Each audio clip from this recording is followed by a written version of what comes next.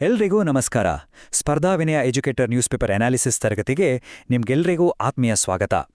ಮುಂಬರುವ ಸರ್ಕಾರಿ ಉದ್ಯೋಗದ ಪರೀಕ್ಷೆಗಳಿಗೆ ಹಗಲಿರುಳು ಸಜ್ಜಾಗುತ್ತಿರುವ ಎಲ್ಲ ಆಕಾಂಕ್ಷಿಗಳಿಗೆ ಈ ಸೆಷನ್ ಖಂಡಿತ ಒಂದು ಗೇಮ್ ಚೇಂಜರ್ ಆಗಲಿದೆ. ಜಾಗತಿಕ ಮಟ್ಟದ ಸಂಕೀರ್ಣ ವಿದ್ಯಮಾನಗಳನ್ನು ಸುಲಭವಾಗಿ ಪರೀಕ್ಷಾ ದೃಷ್ಟಿಕೋನದಿಂದ ಡಿಕೋಡ್ ಮಾಡೋದೇ ನಮ್ಮ ಇಂದಿನ ಟಾರ್ಗೆಟ್. ಬನ್ನಿ ಶುರು ಮಾಡೋಣ.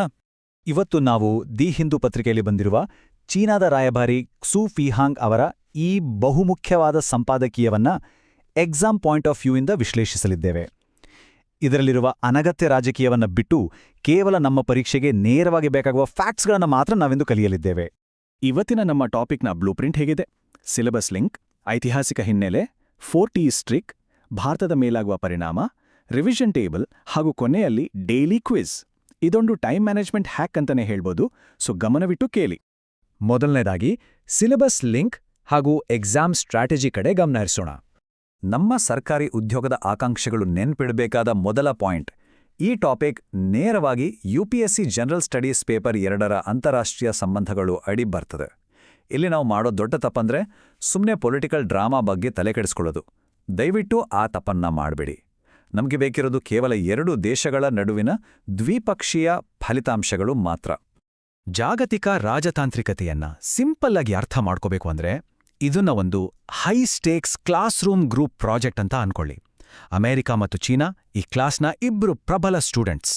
ಇವರೊಬ್ಬರ ನಡುವೆ ಪೈಪೋಟಿ ಇದ್ರೂ ಒಟ್ಟಿಗೆ ಸೇರಿ ಕೆಲಸ ಮಾಡಿದ್ರೆ ಮಾತ್ರ ಇಡೀ ಕ್ಲಾಸ್ ಅಂದ್ರೆ ಇಡೀ ಜಗತ್ತು ಪಾಸಾಗೋಕೆ ಅಥವಾ ಸ್ಥಿರವಾಗಿರೋಕೆ ಸಾಧ್ಯ. ಎರಡನೇ ವಿಭಾಗ ಐತಿಹಾಸಿಕ ಹಿನ್ನೆಲೆ ಮತ್ತು ಫ್ಲಾಶ್ ಕಾರ್ಡ್ ಫ್ಯಾಕ್ಟ್. ಇತಿಹಾಸದ ಕಷ್ಟಕರವಾದ ಡೇಟಾಗಳನ್ನು ನೆನ್ಪಿಟ್ಕೊಳ್ಳಲು ಈ ಫ್ಲಾಶ್ ಕಾರ್ಡ್ ಟೆಕ್ನಿಕ್ ತುಂಬಾ ಹೆಲ್ಪ್ ಆಗುತ್ತೆ. 1972ರಲ್ಲಿ ಚೇರ್ಮನ್ ಮಾವೋ ಹಾಗೂ ಅಧ್ಯಕ್ಷ ನಿಕ್ಸನ್ ಐತಿಹಾಸಿಕವಾಗಿ ಭೇಟಿಯಾಗಿದ್ರು. ಇವತ್ತಿನ ಈ 2026ರ ಟ್ರಂಪ್ ಮತ್ತು ಕ್ಸಿ ಜಿನ್ಪಿಂಗ್ ಭೇಟಿಯನ್ನ ಅದೇ 1972ರ ಬೀಜಿಂಗ್ ಮೂಮೆಂಟ್ಗೆ ಲೇಖಕರು ನೇರವಾಗಿ ಹೋಲಿಸ್ತಿದ್ದಾರೆ. ಇದನ್ನ ಖಂಡಿತ ನಿಮ್ಮ ಡೈಲಿ ರಿವಿಷನ್ ಡ್ರಿಲ್ನಲ್ಲಿ ಸೇರಿಸ್ಕೊಳ್ಳಿ. ಇಲ್ಲೊಂದು ಅದ್ಭುತವಾದ ಕೋಟಿದೆ. ರಾಬರ್ಟ್ ಕುನ್ ಹೇಳುವ ಹಾಗೆ, ಈ ಅನಿಶ್ಚಿತ ಜಗತ್ತಿನಲ್ಲಿ ಚೀನಾ ಮತ್ತು ಅಮೆರಿಕಾದ ನಾಯಕರ ನಡುವಿನ ಹ್ಯಾಂಡ್ಶೇಕ್ ಇದೆಯಲ್ಲ, ಅದು ಗ್ಲೋಬಲ್ ಮಾರ್ಕೆಟ್ಗೆ ಬೇಕಾದ ಅಸಲಿ ಹಾರ್ಡ್ ಕರೆನ್ಸಿ. ಈ ಪವರ್ಫುಲ್ ಸಾಲನ್ನ ನಿಮ್ಮ ಮೈನ್ಸ್ ಎಕ್ಸಾಮ್ ಆನ್ಸರ್ಸ್ನಲ್ಲಿ ಬರೆದ್ರೆ ನಿಮ್ಮ ಮಾರ್ಕ್ಸ್ ಖಂಡಿತ ಬೂಸ್ಟ್ ಆಗತ್ತೆ ಅಂತ ನಾನು ಗ್ಯಾರಂಟಿ ಕೊಡ್ತೀನಿ. ಈಗ 3ನೇ ಮತ್ತು ಅತ್ಯಂತ ಪ್ರಮುಖವಾದ ವಿಭಾಗ ಕೋರ್ ಔಟ್ಕಮ್ಸ್. ಇಲ್ಲಿ ನಾವು 4T's ನಿಮೋನಿಕ್ ಟ್ರಿಕ್ ಅನ್ನು ನೋಡೋಣ. ಇಷ್ಟು ದೊಡ್ಡ ಶೃಂಗಸಭೆಯ ರಿಸಲ್ಟ್ಸನ್ನ ಸುಲಭವಾಗಿ ನೆನ್ಪಿಡ್ಲು ಈ 4 Tಗಳನ್ನ ತಲೆಯಲ್ಲಿ ಫಿಕ್ಸ್ ಮಾಡ್ಕೊಳ್ಳಿ: ಟ್ರೇಡ್, ಟೆಕ್ನಾಲಜಿ, ತೈವಾನ್ ಮತ್ತು ಟೈಸ್. ನೋಟ್ಸ್ ಮಾಡ್ಕೊಳ್ಳೋಕೆ ಇದೊಂದು best step by step guide. ಟ್ರೇಡನ್ನ ಹಡಗಿನ ಬ್ಯಾಲಸ್ಟ್ ಸ್ಟೋನ್, ಟೆಕ್ನಾಲಜಿಯನ್ನ ಭವಿಷ್ಯದ ಬೆಲ್ವೆದರ್, ತೈವಾನನ್ನ ರೆಡ್ ಲೈನ್ ಹಾಗೂ ಟೈಸ್ ಅಂದ್ರೆ ಸಂಬಂಧಗಳನ್ನ ಲೂಬ್ರಿಕೆಂಟ್ ಅಂತ ರಾಯಭಾರಿ ಕರೆದಿದ್ದಾರೆ. ಒಂದು ಇಂಟ್ರೆಸ್ಟಿಂಗ್ ವಿಚಾರ ಏನಂದ್ರೆ, ಈ 2 ದೇಶಗಳ ಸಪ್ಲೈ ಚೈನೆಲ್ಲ ಬೇರ್ಪಡಿಸೋದು ಅಥವಾ ಡೀಕಪ್ಲಿಂಗ್ ಮಾಡೋದು ಪ್ರಾಕ್ಟಿಕಲ್ ಆಗಿ ಸಾಧ್ಯವೇ ಇಲ್ಲ. ಜಸ್ಟ್ ಯೋಚನೆ ಮಾಡಿ, ಟ್ರೇಡ್ ವಿಚಾರದಲ್ಲಿ ಬೀಜಿಂಗ್ ಮೀಟಿಂಗ್ಗೆ ಎಲಾನ್ ಮಸ್ಕ್, ಟಿಮ್ ಕುಕ್ನಂತಹ 17 ಅಮೆರಿಕನ್ ಟೈಟಾನ್ಸ್ ಹೋಗಿದ್ರು.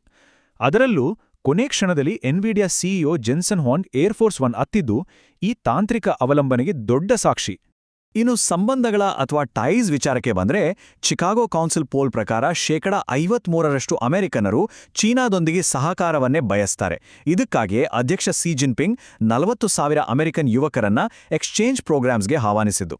ಜನರ ನಡುವಿನ ಬಾಂಧವ್ಯ ಹೆಚ್ಚಾಗಬೇಕು ಅನ್ನೋದೇ ಇದರ ಉದ್ದೇಶ. ಆದರೆ ತೈವಾನ್ ವಿಚಾರ ಬಂದಾಗ ಅದೊಂದು red line. Donald Trump fox ನ್ಯೂಸ್ಗೆ ಹೇಳಿದ ಈ ಮಾತು ನೋಡಿ: ನಾವು ಯುದ್ಧ ಮಾಡೋದಕ್ಕೆ 9,500 ಮೈಲಿಗಳಷ್ಟು ದೂರ ಪ್ರಯಾಣ ಮಾಡಲು ಇಷ್ಟಪಡೋದಿಲ್ಲ. ಇದು ನೇರವಾಗಿ ಕ್ರಾಸ್ ಸ್ಟ್ರೇಟ್ ಶಾಂತಿಯನ್ನ ಕಾಪಾಡಿಕೊಳ್ಳುವ ಮತ್ತು ಚೀನಾದ ಕಳವಳಗಳನ್ನು ಅರ್ಥ ಮಾಡಿಕೊಂಡಿರುವ ಪರಸ್ಪರ ಒಪ್ಪಂದವನ್ನ ಎತ್ತಿ ತೋರಿಸುತ್ತದೆ. ಈಗ ನಮ್ಮೆಲ್ಲರ ಫೇವರೇಟ್ ಹಾಗೂ ಎಕ್ಸಾಮ್ಸ್ಗೆ ಅತಿ ಹೆಚ್ಚು ಟಾರ್ಗೆಟ್ ಆಗುವ ವಿಭಾಗ the India angle and strategic autonomy. ನಿಮ್ಮ analytical decision making skills check ಮಾಡೋಕೆ ಇಲ್ಲೊಂದು ಸಣ್ಣ ಪ್ರಶ್ನೆ: ಅಮೆರಿಕ ಮತ್ತು ಚೀನಾ ಸಂಬಂಧ ಸುಧಾರಿಸಿದ್ರೆ ಜಾಗತಿಕ ಮಟ್ಟದಲ್ಲಿ ನಮ್ಮ ಭಾರತದ ಸ್ಟ್ರಾಟಜಿಟ್ ಮತ್ತು ರಾಜತಾಂತ್ರಿಕ ಸ್ಪೇಸ್ ಕಡಿಮೆ ಆಗುತ್ತಾ? ನೀವೇನ್ ಯೋಚಿಸ್ತೀರಾ? ಖಂಡಿತ ಇಲ್ಲ. ಸಂಪಾದಕೀಯದಲ್ಲಿ ಬಹಳ ಸ್ಪಷ್ಟವಾಗಿ ಭರವಸೆ ನೀಡಿದ್ದಾರೆ. ಭಾರತದ ಸಾಧನೆಗಳು ನಮ್ಮ ಸ್ವಂತ ಜನರ ಕಠಿಣ ಪರಿಶ್ರಮದ ಮೇಲೆ ನಿಂತಿದೆ. ಚೀನಾ ನಮ್ಮ ಕಾರ್ಯತಂತ್ರದ ಸ್ವಾಯತ್ತತೆ ಅಥವಾ ಸ್ಟ್ರಾಟಜಿಕ್ ಆಟೋನಮಿಯನ್ನ ಗೌರವಿಸುತ್ತೆ. ಅಷ್ಟೇ ಅಲ್ಲ, ಬ್ರಿಕ್ಸ್ನಂತಹ ಬಹುಪಕ್ಷೀಯ ವೇದಿಕೆಗಳಲ್ಲಿ ನಮ್ಮ ಜೊತೆ ಸಮನ್ವಯವನ್ನ ಇನ್ನಷ್ಟು ಹೆಚ್ಚಿಸುವ ಗುರಿಯನ್ನ ಹೊಂದಿದೆ ಅಂತ ಲೇಖಕರು ಹೇಳಿದ್ದಾರೆ. ವಿಭಾಗ 5 ಕ್ವಿಕ್ ರಿವಿಷನ್ ಸಮರಿ ಟೇಬಲ್.